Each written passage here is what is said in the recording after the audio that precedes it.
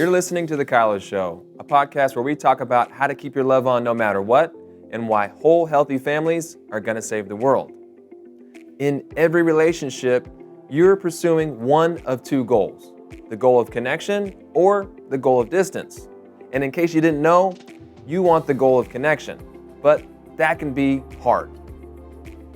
This week's episode, Danny and Brittany talk about pursuing the goal of connection, the 7 pillars of healthy relationships, and you'll also get to hear an amazing listener testimony.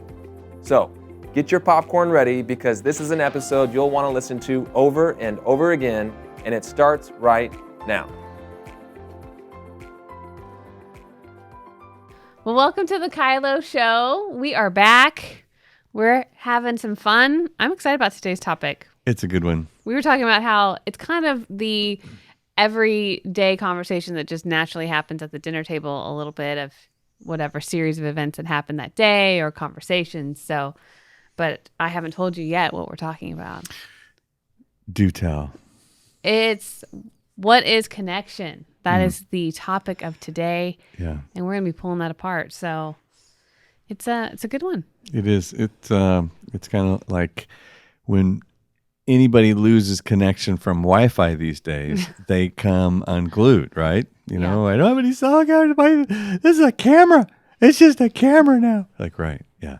That is kind of how it works here. When we lose connection, we kind of lose the purpose of relationship. Like, why are we in this relationship? What's the point? Because we have no connection. No. Mm-hmm. I was thinking about connection, and we all live together in this big house. So there's 4 adults who all have different needs. We're all mature adults. We all, it's not little kids running around. But the question comes up a lot of, how do you guys even do this? Like, how do you manage to still like each other? Yeah.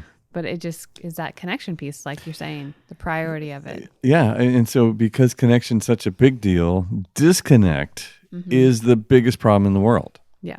I know we think it's disagreement, but usually disagreement creates the disconnect. And then we keep talking. Mm-hmm. We're disconnected and we keep talking. Like, oi, bad idea. Bad idea. Go back and get that connection back. Then protect what you have, and you'll change the way you communicate. Mm-hmm. It'll change the fear level. Yeah, and I think that I don't know that people always pay attention to the disconnect part that happens, which is what keeps us in the state of not having connection, is that, we somehow move that goal from staying connected to protecting yourself. Mm-hmm. But so, I mean, if you were to give a definition of what is connection for you, what does that look like? Anxiety is low and love is high. Okay. I mean, you know me, keep it simple. Yes. I keep things simple as possible. I think that if I'm unaware of any anxiety between us, I feel like our connection is really strong. To the level that I think about the anxiety between us, I think our connection is either at least really weak or broken.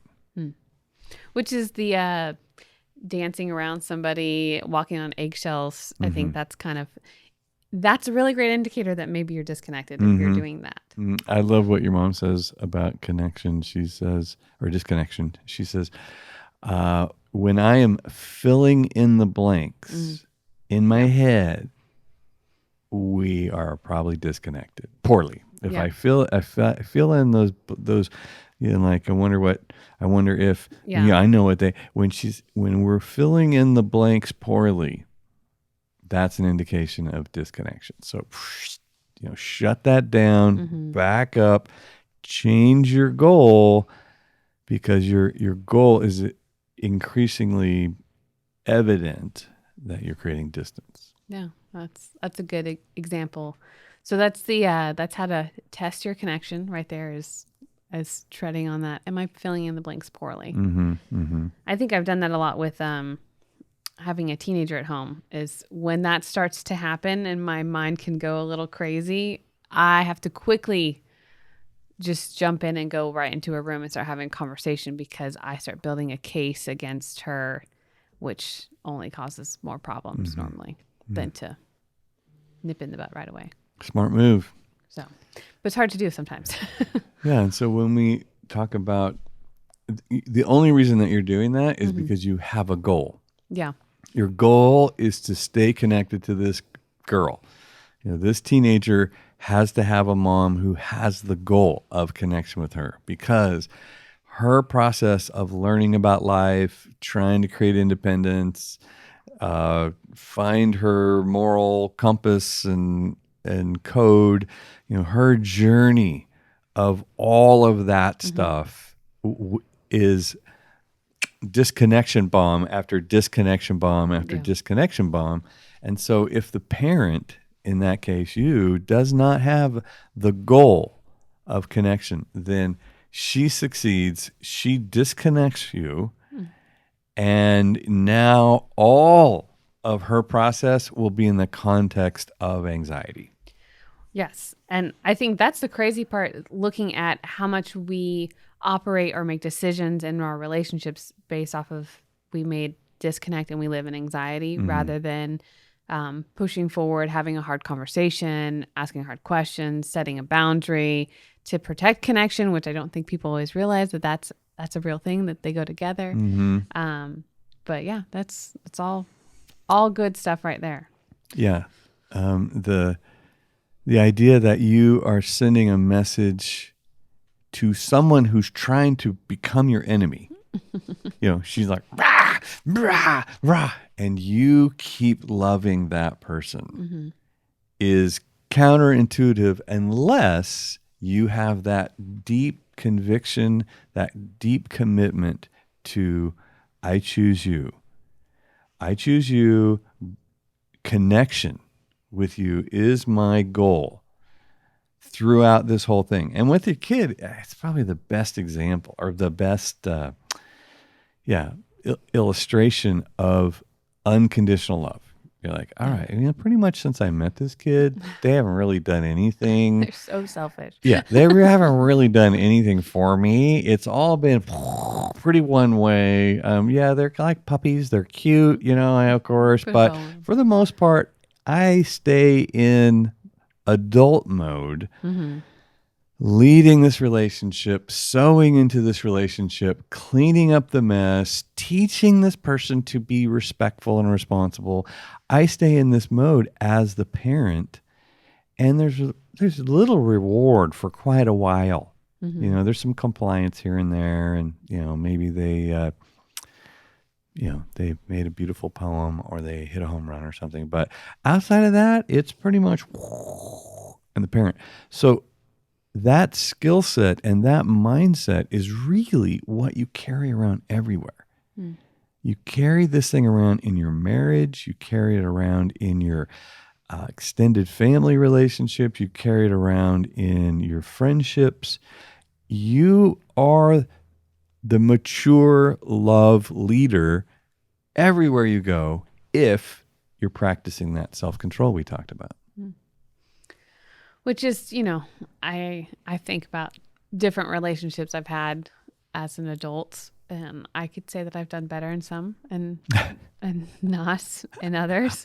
As we all can say. Yeah. We all report back, yes. I think, it's a good reminder, the anxiety producing key, because I think that's my goal is always healthy relationships, but I don't, I think that there's just kind of a breakdown of what am I looking for or what am I being mindful of in these relationships that's leading me back to, how's my goal doing? Am I doing a good job of leading in this? Am I doing a good job of that? And am I leading me? Exactly. Am I telling me what to do? Am I leaning into my own standards that I'm accountable to as a believer, because that unconditional love I got, freely I've received, freely I give. And that is how I end up producing the fruit of the Spirit, or even the pillars of healthy relationships. Which are in Keep Your Love On, if you haven't read that yet. Yes. I was talking to somebody the other day, and they said the show's called Kylo. Kylo. I just thought I'd clarify. It's called Kylo, which is after Keep Your Love On. Yeah.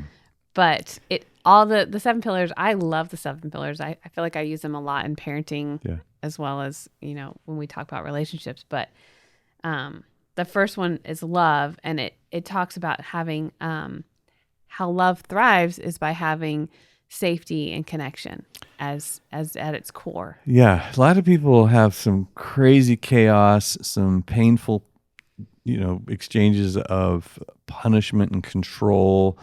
They live disconnected most of the time, and then they try to convince other people that they love each other. Yeah.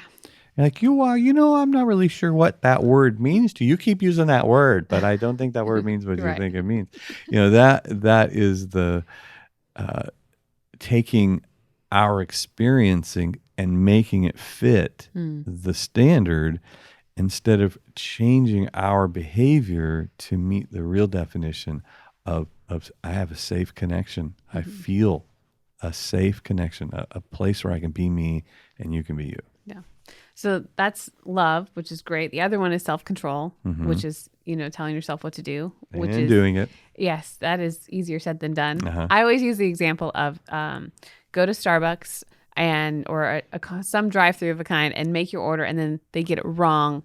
How's your heart? Oh, That's self-control check right there. There you go. That's always the most practical, easy application of how's your self-control in that moment. So that, self-control is a big thing. The other one is honor. And kind of walking out, how am I going to bring, respect and honor this relationship? What am I going to do with it really does go hand in hand with the self-control piece of honoring all people and doing a good job of. Two powerful people, have I kept in mind that you are as powerful as I am, even while I'm trying to get you to see something that you don't see the way I do. My goal usually, when we know we're right, is to convince you that you're wrong so that you get an opportunity to be like me, which is right. So that's where honor typically gets dashed, is in a disagreement, or I run into somebody who sees the world totally different than me. Yeah, which is great. I think the responsibility, really kind of my ability to respond instead of react to a situation, my ability to have enough value for this relationship to take a moment and pause to think through instead of just get caught in the, poor self-control maybe on one side or the display of honor not being done well. I think that is another big thing that I love, just that how are you going to respond to this moment instead of just freak out. I always think I think you gave the example of the little guy you push on the bottom of it and like it falls apart. It was like a little desk I don't know, toy that I remember seeing, but it's kind of like one of those old toys.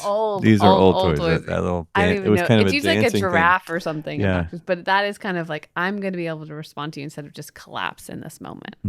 And I think that has a lot to do with the respect piece. So, and responsibility. The next one's trust. So how are we building trust in our connection? Exchanging truth, and that's a scary canary for a lot of folks. Scary canary. Scary canary flying around the room named truth, because truth is happening inside of me. It's what you don't know about me. It's how I'm feeling, what I'm thinking, what I'm needing. I'm hiding that while I try to look powerful, while I try to look like I don't care. Like while I'm trying to protect myself and manipulate you, I hide truth. And so trust takes a beating in our relationship because I won't be vulnerable and you won't either. That's a good one. These are all really good. I know. These are pillars. These are pillars for a healthy relationship. That's it. The next one is faith, which is really just how we rely on God and how do we make space for him in our relationship? How do we letting him be the example of love? I mean, all these different aspects, but really how are we bringing that into our relationship? And what does that look like? I think this is a fun one that Ben and I like to challenge at home with our kids, just to see what God does in our family dynamic. And it's a fun one to practice. It's really how you introduce authority. It's how you introduce leadership. It's you have to have a leader. Adam and Eve have one rule so that there's a ruler. There's a rule maker in the garden. And they're so oppressed. You got one rule. Yeah. Here you go. You got one rule. God's such a control freak. And it's so that you can see, oh my gosh, we have a rule maker. And that, when we incorporate faith into our relationships, it affirms and confirms to us that we are not the rule maker. We are in submission to an authority. Therefore, we follow the leader, not we try to dominate each other until I convince you that I'm the leader. Which I think, the vision aspect being the last pillar, having a ruler, having a king, having someone that's leading us kind of helps create vision and kind of gives this, what are we doing? What's this purpose? What are we fighting for? What are we protecting? I think that gives so much clarity is when we make room for God, that our vision gets expanded in our relationships, in our family.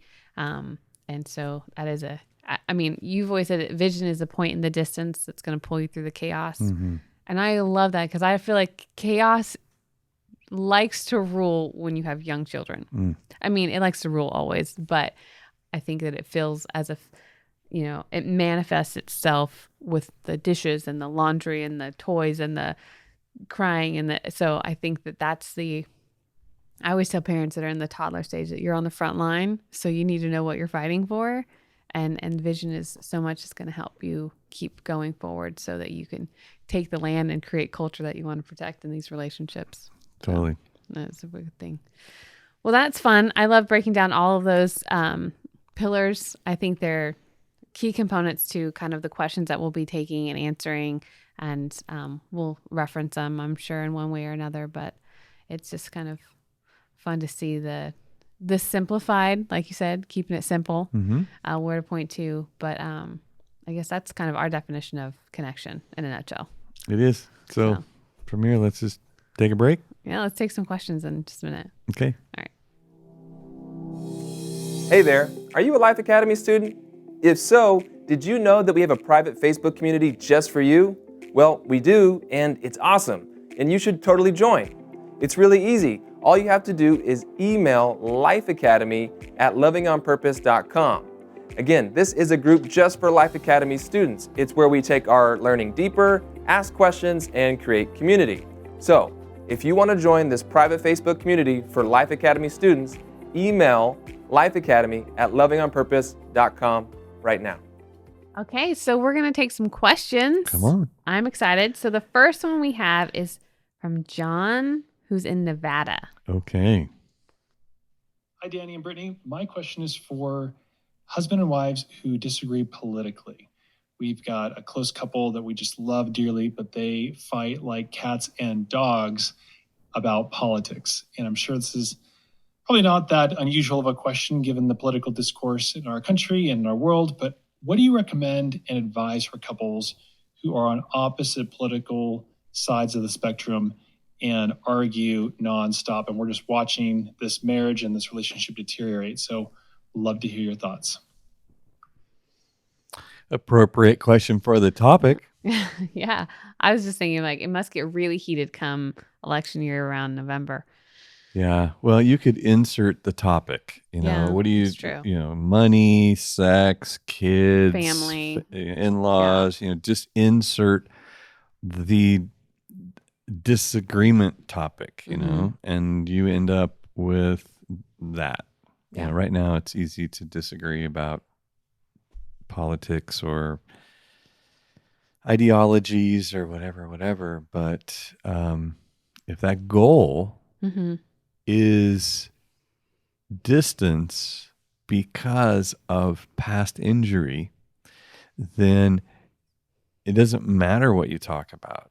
It will further your distance. It will further your disconnect. Yeah. I really think about just if my political or whatever view wins over my desire to love you well and stay connected, then that's showing the goal pretty clearly.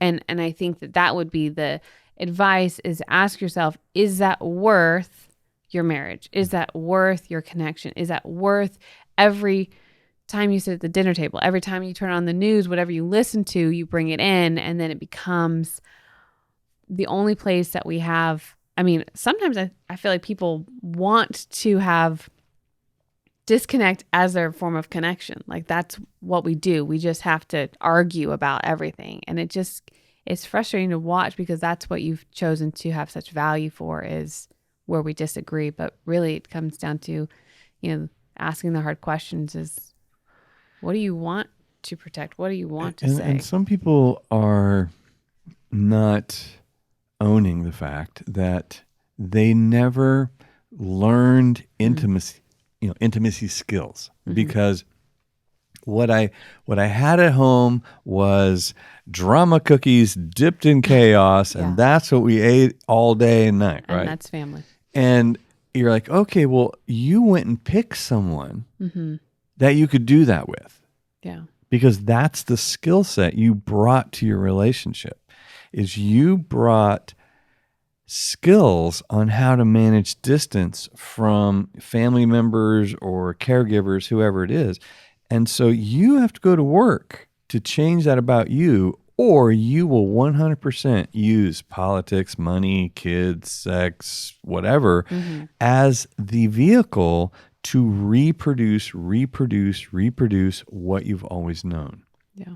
And so it becomes diligence to pick connection as a goal above drama cookies. You're like, it feels so normal because I am just living out my family script. Which, I mean, and John's question, like, it's their friends, it's not them.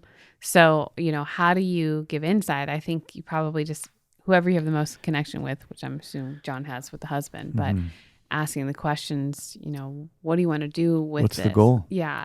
I think that's probably the best route that he could take, because, you can't change someone, but you can ask hard questions and give them our response, I guess. Yeah, well, this And was keep it marriage on. counseling 101 right here. It's like, what's the goal of this marriage?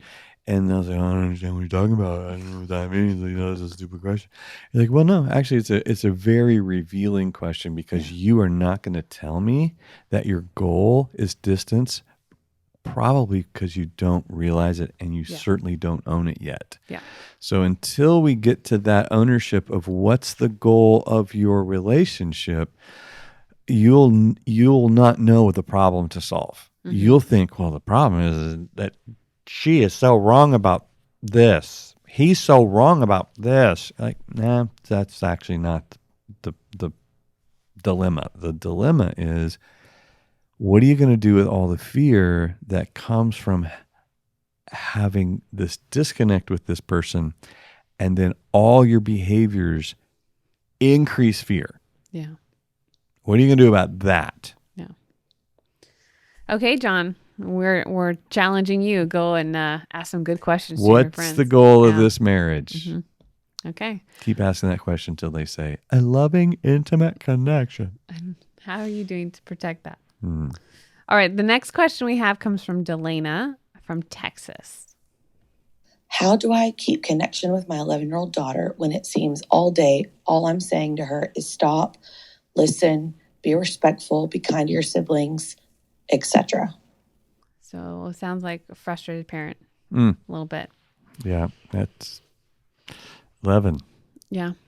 Well, I have an 11-year-old who I was just talking to the other day about the same thing, because we were doing schoolwork and she's really, really helpful, really thoughtful, and then really critical and really bossy, which I don't know where she gets any of that, Probably your brother. Exactly. And normally my conversation with her looks like, I'm not sure if you realize this, but the experience that everyone's having of you is not very fun. So do you want to be fun to be with, or do you want to go in your room till you're ready to figure out what fun looks like and feels like? So a lot of that comes from you deciding to control yourself Yeah. instead of you trying to control your 11-year-old. Or the 11-year-old trying to control the 8-year-old. And then you are setting the 11-year-old up to go control herself rather than creating an opportunity for her to enjoy controlling you. Yes. And I think this is that boundaries piece that we kind of talked about, that in connection, there's still boundaries that are required, which is, we want to be around you. We want to have, this time together, and she wants to as well. But none of us want to be around you when that is what you're protecting, which is a super critical tone, tude, just like everything about her. All the stuff on your face right now. Exactly. That. If you could see me, I've got all of it. But that's the big thing, is not being afraid to actually set the boundary. And then the key element is following through with it. Yeah. Which I think is often where the breakdown starts to happen. Is it's easy to say, set a boundary, to say that it's a whole nother ballgame to walk through it, which requires us often to get uncomfortable, requires a sacrifice. And I think that's part of where breakdown happens is I'd rather say 1, 2, 3 and hope that fear and anxiety in our relationship motivates you to change and adjust of the unknown. But really, there's a connection that's needed. There's a responsibility to our relationship there. And the constant power struggle between a parent and a child. I mean, it starts when they're toddlers. Yeah. And it breaks the parent down, because the parent has to pack a lunch if they're going to go in and deal with this attitude, if they're going to go in and deal with this irresponsibility, if they're going to go in and deal with this homework or whatever it is. The parent's like, oh my God, I'm just not up to this. And a lot of it has to do with the parent's goal of controlling the child through to obedience. And so that's where the follow through breaks down, because the parent is just like scared of themselves. They're like, oh gosh, I'll just, never mind. We'll catch the next one. Yeah. Because this is going to be a battle. And as soon as the parent begins to realize, the battle really is in my attitude and my boundary and my feedback. Yeah. So if I can let you know how I'm experiencing you, show you the truth, tell you the truth, let you see inside here, if I actually will consistently say, hey, I'm having fun. Hey, that really hurt. Yeah. Hey, I'm not going to be around that level of disrespect. Right. So you can come back when you're fun, when you bring respect with you, when you're ready to clean up this mess. When the parent gets better and better and better at that, it takes so less energy to exchange, and it's not a power struggle. It's communicating. I'm just going to communicate with you and then set a boundary. Yeah. And you can go to your room, or you can go sit in that chair. Oh, you want to battle? Oh gosh, you sure you want to do this? Yeah. Because your life goes, because I control a few things. I control permission, what we do from here. I control all my resources, including the Wi-Fi. That's a big one. Yeah. And opportunities like, hey, would you like to, or could you want to, I control those things. All that gets really small access to you if you decide to take on the IRS. You decide to take on the National Guard, whatever. When you decide that that's what you're going to do, then you need to understand the consequences that I do control is not you. I don't control your attitude. I don't control your mouth. I don't control your decisions. But I do control your further access to all that. That's good. Yeah. And so I think when parents, because you obviously, I watch you, you understand all that. And you're like, oh, I think you're taking on me. I think that having a plan is also where I feel successful. And so, there's days when it happens and I'm exhausted and I don't have a plan. So there is a power struggle. So I think if this is a a thing that you're trying to change in your culture of your family, and it's a reoccurring power struggle, go in with a plan so you feel prepared for the moment. What do you do about the sneak attacks? The sneak attack. The guerrilla warfare that you don't see coming. And this, I didn't know I needed a plan right now. Well, honestly, I think that just having like your pantry, a quick reference of, I know what's in there. Like, I know I could make spaghetti. I know I can make tacos. Those are the staples. There's staples in the pantry. So I think if you pull out the staples of, I know how to navigate this in this moment. Maybe I can't fully address all of it, but I can get through this moment, especially if we're out in the grocery store or with friends or something like that. So having some staples, just kind of a base foundation of a plan. And it's the pillars, like, okay, I'm going to control myself. I'm going to keep my love on. I'm going to let them know the truth. I'm going to be responsible. I'm going to stay tapped into the vision, all this stuff, you just kind of, that's the plan A. Yeah. No matter what happens in any relationship, there you go. Going through those. Yeah. Yeah. Those are the staples for sure. Okay, we have another question from Natasha. Charles from Alabama. Hey, Danny and Brittany, thanks for taking my question. So what do you do in a scenario where you're bringing your best, you're managing your half of the relationship well, you're communicating your needs, you're being respectful, but the other person, they're not really reciprocating. Maybe they're being disrespectful, or maybe they're just kind of stonewalling you, or they just won't communicate what they need. And it's just difficult. And you just don't know what to do other than manage your half better, but that doesn't seem to be working. So what are your thoughts on that? And also, what if this person that you're trying to communicate with is really close to you and it's hard to set a firm boundary that might prevent you from interacting much? So let's say this is maybe it's your spouse, or maybe it's somebody you work with and you're sitting here on a project and you can't not work with them anymore, or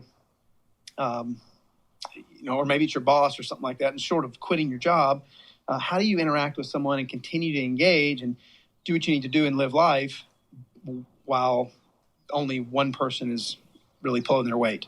So hope that makes sense, but love your thoughts on that. Typical. Anytime we ask a question in a conference or anything, Yes. people pretty much jump to boundaries. Yes, they do. They're always jumping the gun. First question is boundaries. Like, how do I set boundaries, and how do I deal with not getting a satisfactory response? Yeah, that's in relationships. That's the real question. How do I didn't like how they did that. Can we change that? I want a better answer. I need something different. This is supposed to work. Yeah. I'm doing what the book says, and they're not. Yeah. Yeah. I think that, my first thought with that is that a lot of people default to still thinking they're powerless in situations. And, he referenced maybe it's your spouse, maybe it's someone you work with, and just sort of quitting your job. And I think that really understanding how much of a powerful person you are changes the way that you approach situations. Mm-hmm. It changes the goal, it changes your strategy. But when you feel powerless, you look at everything as there's nothing that can be done. I'm doing the best I can. I tried. We hear all these powerless language start to pop up. So I think that for me is one of the first things is like, are you a powerful person? Yeah. And now look at this situation. And what are you going to do when you come back to the disconnect? What are you going to do when you come back to this relationship that did not supply what you needed really to peacefully go on?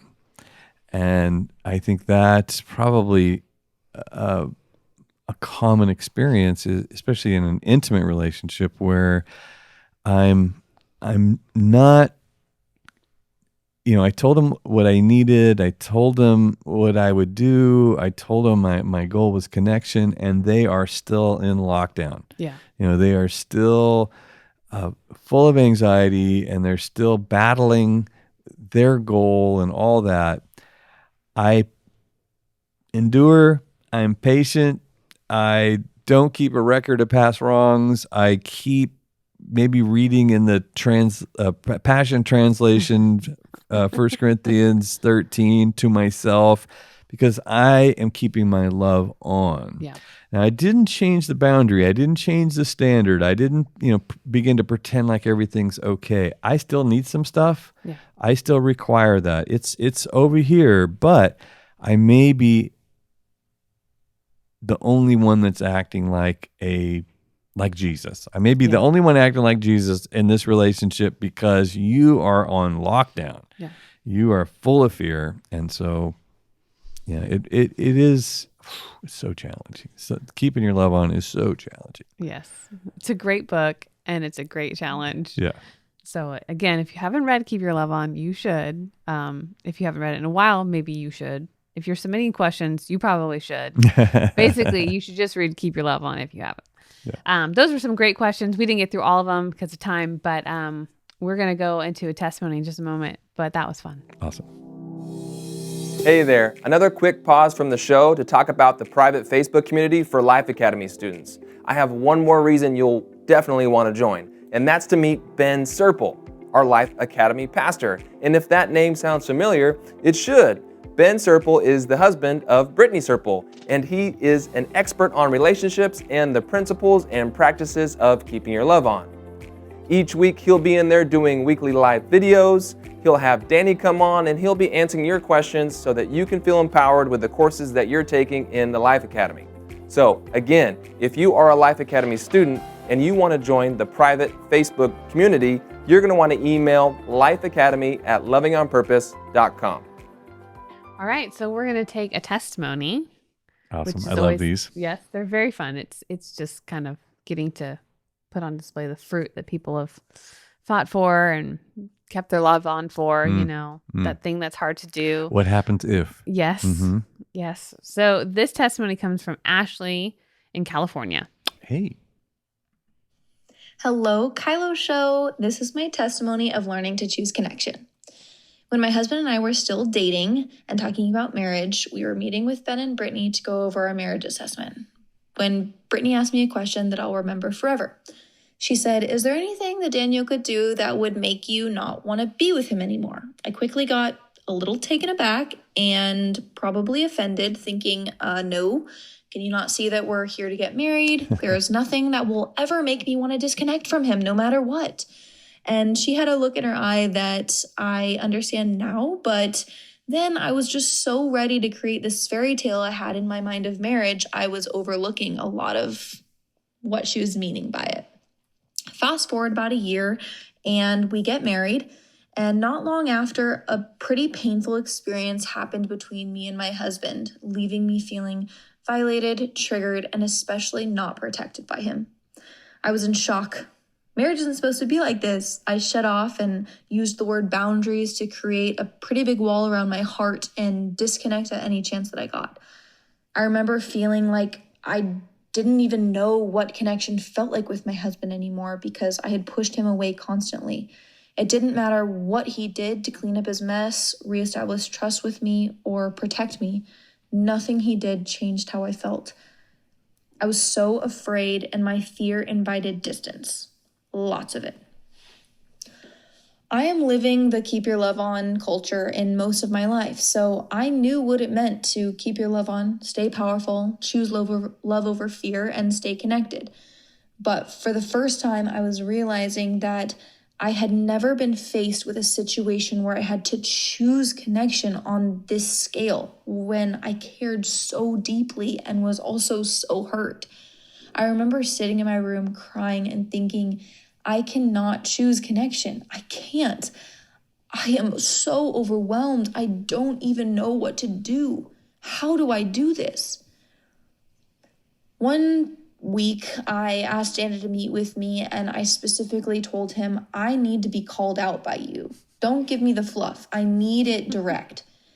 And he said a lot, but one thing in particular that stood out to me was, you are not a victim. You know how to choose connection, and it is a choice.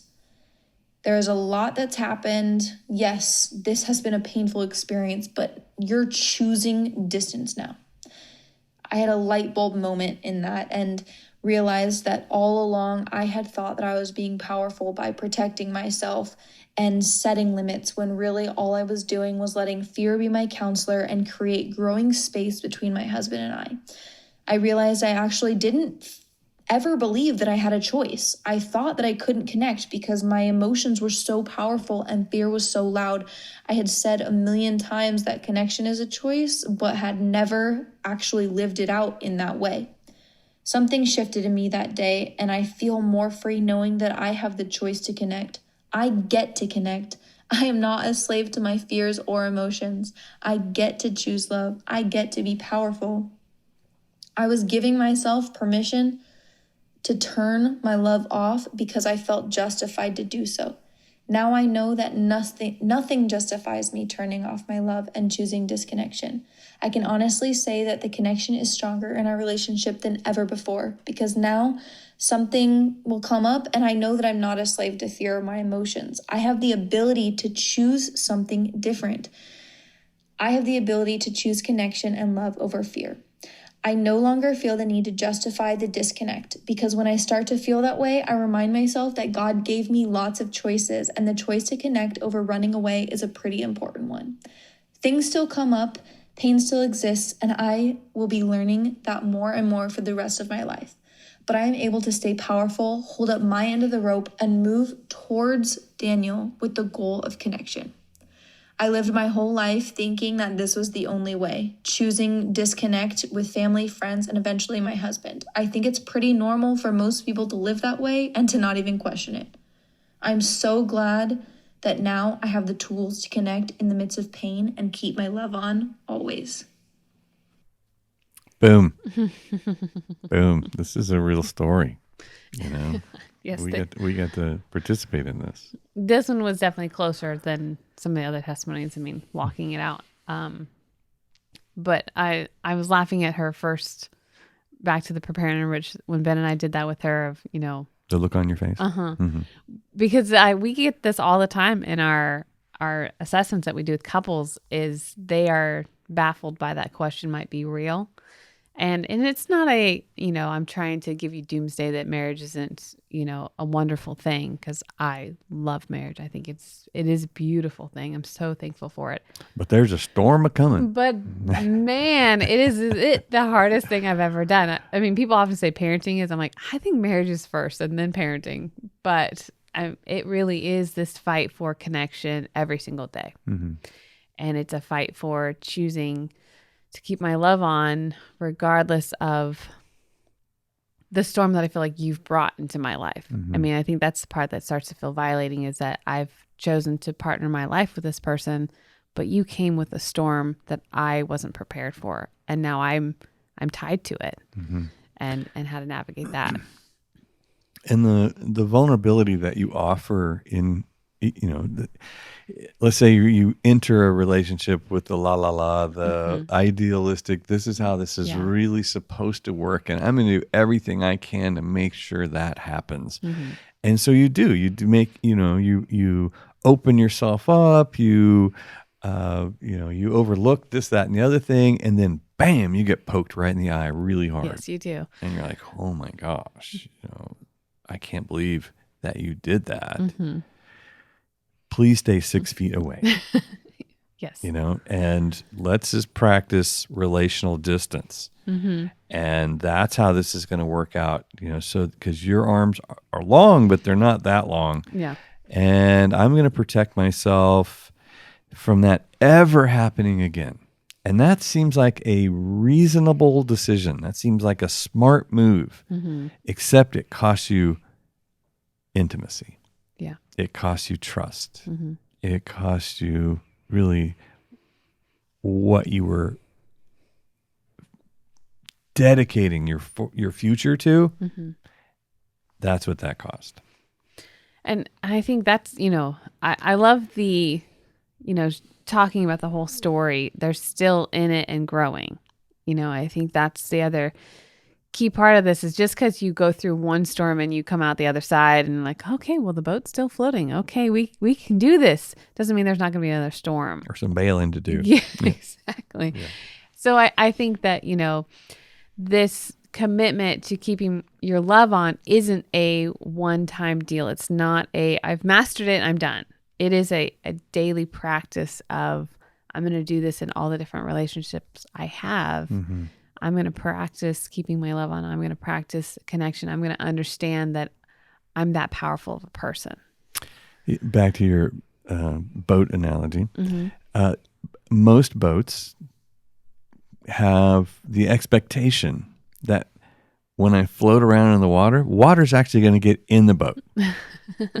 It's kind of the nature of the beast here. So they have a bilge pump. They have a built into the interior is a way to get water out. And that's when the boat is dry. They put that pulse system in there because they know that at some point when you float around in water, it's coming in.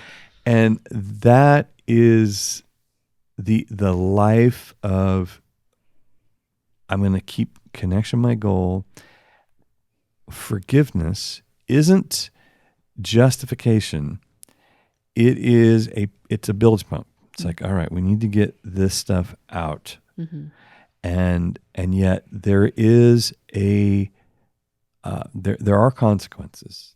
We are going to have to work through this. We're going to have to communicate. We're going to have to, gain some kind of understanding. Because if you do that, like Charles's question, if you pull one of those, there's going to be a boundary. Yeah. I didn't build a wall, but there's a boundary, which means, I only have trustworthy, careful, respectful people who have the goal of connection right here, right next to me. Everyone else is moving out in various levels. And you might be out there because you haven't decided to forgive me or make connection your goal or whatever. So you'll be right there while we continue to work through this until we can come back together and find this place of trust where I feel like a genius having you this close. Yeah. I feel safe having you this close. I feel respected having you this close. How about you? And when you both have the answer, I believe you that you've forgiven me. I don't feel punished. I don't feel judged. I don't feel I don't feel a sneak attack coming. No sneak attacks. No. Then we'll get to more of these conversations when we talk about boundaries. But in this idea of connection, there really does have to be the healthy practice of our boundaries while we work our way back to intimacy. I think about the times where Ben and I have been disconnected or in a season of, we're just in this cycle. It feels like a cycle of I'm offended or hurt, distance, and then we protect it. And then we get connected for a second and then I get offended or hurt. I'm saying I because it's usually me. We all know this, okay? It's usually me. That's the offended one. But I think that, I remember when we got out of that cycle of, I really felt like protecting distance was, I think we found out we were pregnant with Adeline, and we both had this moment of looking at each other where we just kind of lived at arm's length because there's no level of trust, because there's no ability to have truth or feedback to our relationship. There was the responsibility that we carried was not in any place of being able to respond well to each other. It was just completely reaction driven. So, when you look at the 7 pillars, like was such a key component to, we were missing those in our cycle. So I think, if you're trying to identify, like Ashley's example of, kind of discovering what she did here, a good question is like, where are the 7 pillars in your most intimate relationships, and how are those doing? How are those standing? How are they operating? Can you push on them and they wiggle? What do you need to do to support those, to change those? But I just remember when Addie was coming, we kind of had this moment where we looked at each other and we're like, we don't want to keep doing this. We're going to have another child, and I don't want to feel like you're against me. And that's really kind of how this felt, is I have to protect myself from you and you have to protect yourself from me. But kind of coming to this, our goal got defined, which I think really gave more vision for keeping our love on. As believers, the standard really is that we have to learn that I don't get an enemy. I don't get one. Because as soon as I love my enemy, they go away. Yeah. We like to have enemies, I think. We pick them. We Yeah. pick them and we point all our pain at them and we justify our distance and our dishonor and our disrespect. And like, "Rah, you." And we do that, starting with the people that are the scariest and the most hurtful, which are usually people we're married to or we live with or we spawned, like I got this, like, you are scary. You are my enemy today. Yeah. And like, no, you don't have that option as a believer that you get to pick an enemy. Mm-hmm. It's all about, I keep my love on because he keeps his love on. Yeah. And I am a reflection of who I serve, who I follow, who makes the rules. We're back to one rule again. Mm-hmm. Keep your love on. Basically, I mean, shameless name title Just dropping here. Good title of a book, Lord. Way to go. But it's just the living out of love. Mm-hmm. Like love the Lord, love your neighbor, love yourself, love. That's the standard. That's leave it on. Mm-hmm. That eliminates your enemies, which starts with the people closest to you. I don't get to make an enemy out of you because I have, judged you. Yeah. Well, there you have it, folks. Good conversations. You got to keep your love on. That's back. We're back to that. We're back to that. It's Kylo, not kilo. Yep. We're that's not true. going metric right now. Nope. We're keeping our love on. Keeping our love on. With Kylo. Well, thank you again for joining us for the Kylo Show. And we had fun talking about connection today. That was a good one. And so we are hoping that you keep your connections on and that you keep your love on as well. Thanks for listening. Make sure to join us next week when Danny and Brittany talk about Kylo Principle number 4, practicing respectful communication. Never miss an episode by subscribing to Apple Podcasts, Spotify, or watching us on the Loving on Purpose YouTube channel. And don't forget to submit your questions and testimonies to thekyloshow.com. The Kylo Show is produced by Ali Armerding, co-produced by Ashley Beck, Anna Hill, Leah Alexander, and Sherry Silk. Sound engineered and edited by Taylor Silk and promoted by me, Christian Zamora. We'll see you next time.